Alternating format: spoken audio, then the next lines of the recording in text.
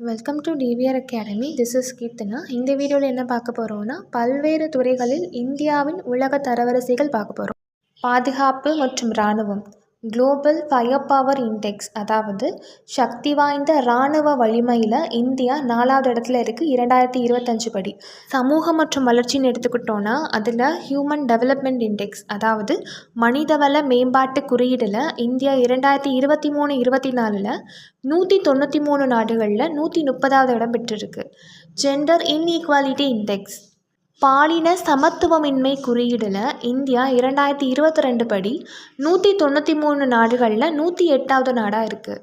Global soft power index 2025, அதாவது உலக மென்சக்தி குறியீடில் India 30வது இடத்துல இருக்குது.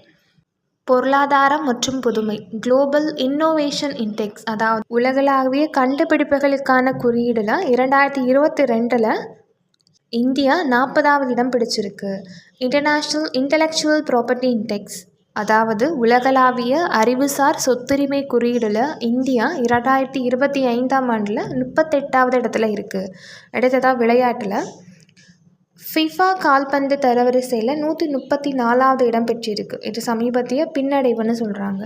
ஐசிசி T20 தரவரிசை பேட்டிங், பந்துவீச்சு, ஆல்ரவுண்டர்கள் பிரிவுகளில் இந்தியா வீரர்கள் யார் இருக்காங்க அப்படின்னா சூரியகுமார் யாதவ், ஷிவ்மன் கில் முன்னிலையில் இருக்காங்க. தேங்க்யூ.